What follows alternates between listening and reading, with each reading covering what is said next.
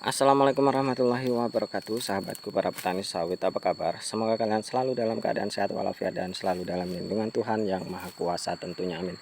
Teman-teman, pada video kali ini saya akan sharing atau menjawab sebuah pertanyaan yang berbunyi seperti ini. Bang, apakah sawit dari hasil benih kentosan atau benih abal-abal itu harganya berbeda dengan sawit dengan benih unggul?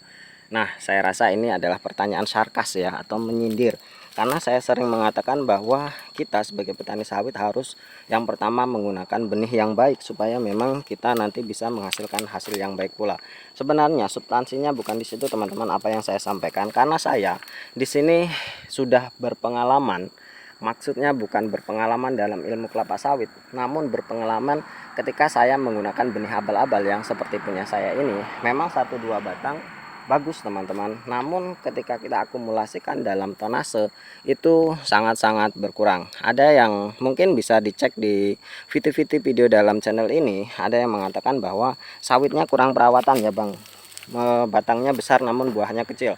Sebenarnya saya sudah melakukan perawatan secara maksimal teman-teman, namun memang pada kenyataan benih yang buruk juga akan berpengaruh lumayan cukup besar pada penghasilan atau produktivitas kelapa sawit, karena terkadang genetik itu tidak bisa dirubah. Maka dari itu teman-teman, kalau menjawab pertanyaan tadi apakah harganya berbeda, ya tentu sama saja kalau memang sudah grade A, baik itu Dura maupun Tenera, ketika memang sudah memenuhi syarat untuk dapat dijual di pabrik, tentu itu akan mendapatkan harga yang sama. Nah, yang jadi intinya atau substansinya adalah bahwa ketika memang tonase itu tidak dapat kita dapatkan produktivitas yang tinggi, tentu kita akan sangat merugi karena memang biaya perawatan itu lumayan cukup tinggi dalam hal berkebun kelapa sawit. Maka dari itu teman-teman, ketika kita memang memiliki pilihan untuk bisa mendapatkan hasil yang lebih banyak, tentu harus kita ambil teman-teman. Jangan kita terpaku atau bagaikan katak dalam tempurung yang memang hanya tahu teori-teori yang memang selama ini kita anggap benar, kemudian kita pertahankan, karena memang pengetahuan itu terus berkembang, terus terjadi perubahan, dan tentunya ketika memang ada penemuan-penemuan baru atau ilmu-ilmu baru yang memang dilakukan oleh orang-orang yang berkompeten, ya setidaknya kita bisa mengikutinya. Dan tentunya dari pengalaman ini yang memang saya rasakan lumayan cukup menjengkelkan ya, ketika memang hasil panen yang saya dapatkan itu tidak sesuai dengan ekspektasi, karena benih abal-abal tentu banyak sekali yang saya ganti teman-teman. Ketika saya tanam 1 hektar itu mungkin 40%-nya itu wajib saya ganti, karena memang beberapa jenis dari atau beberapa bentuk dari sawit yang saya tanam ini tidak sesuai atau tidak bisa diharapkan produktivitasnya ya, misalkan dengan abnormal, sawit yang abnormal, kemudian buah landak, sawit jantan dan lain sebagainya, atau bahkan yang berbatang besar buahnya kecil hingga umur usia 5 tahun seperti ini buahnya tidak berkembang. Dan tentunya masa trek yang cukup panjang itu juga membuat kita sangat-sangat jengah akan hasil produktivitas kebun saya ini. Maka dari itu saya selalu sampaikan kepada teman-teman supaya memang menggunakan benih-benih yang baik, supaya memang hasil kebun itu seragam teman-teman. Kelemahan dari bibit kentosan atau bibit abal-abal itu, dalam satu hamparan atau satu tanaman kita ini akan menghasilkan berbagai jenis sawit yang berbeda, itu pasti akan terjadi.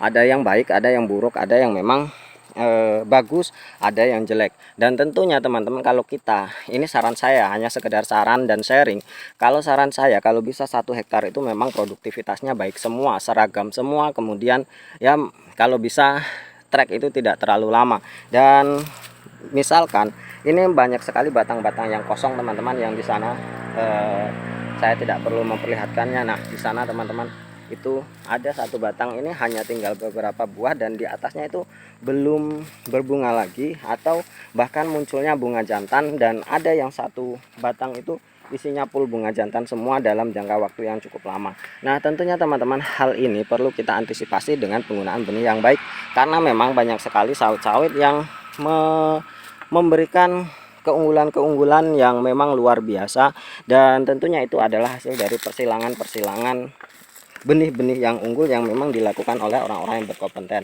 Nah, seperti ini teman-teman, ini kosong, hanya ada beberapa buah saja yang hadir di sana.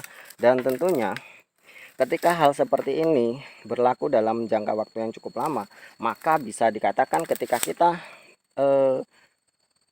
kita numpang hidup dengan sawit kita, kebun kita, maka kita akan keteteran. Itu yang pasti terjadi. Yang kita harapkan kita hanya hidup hanya bergantung dari kebun kita, dan ternyata hasil produktivitas kebun kita ini berkurang. Tentu itu membuat rumah tangga kita akan keteteran, dan itu harus kita antisipasi. Maka dari itu selalu saya sarankan kepada teman-teman, apabila ingin menanam kebun sawit, usahakanlah penggunaan benih yang baik. Tentunya banyak sekali sekarang varietas-varietas yang ada, dan cara memperolehnya pun tidak begitu sulit. Kita hanya perlu mencari tahu di mana kita bisa membeli benih-benih yang unggul seperti itu teman-teman. Kemudian kita membelinya juga tidak terlalu mahal. Biasanya benih-benih unggul ini berkisar dari harga 7 ribuan hingga ada yang mahal hingga harga 35.000. Tentunya kita bisa memilih mau varietas apa, dan tentunya keunggulan-keunggulan yang disuguhkan adalah yang pertama quick starter, kemudian buah dengan seragam dan pertumbuhan yang baik, serta rendemen serta hasil tonase per tahunnya yang lumayan cukup tinggi, dan itu lumayan membuat kita bisa bernapas lega ketika memang sawit kita ini berproduktivitas lumayan cukup tinggi. Maka dari itu teman-teman, saya hanya sekali lagi saya selalu mengatakan bahwa saya hanya sharing. Saya bukan mengatakan benih abal-abal itu jelek, namun hasil produktivitasnya kurang memuaskan.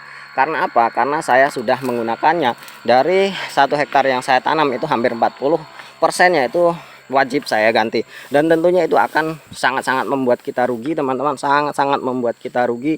Yang pertama tentu rugi waktu, rugi materi, dan rugi emosi. Maka dari itu teman-teman, sekali lagi saya sarankan kepada teman-teman semuanya untuk lebih teliti, lebih telaten, lebih semangat, dan terus belajar, gunakan yang terbaik, lakukan perawatan yang terbaik supaya kita mendapatkan hasil yang terbaik. Mungkin hanya ini teman-teman, terima kasih atas perhatiannya. Wassalamualaikum warahmatullahi wabarakatuh.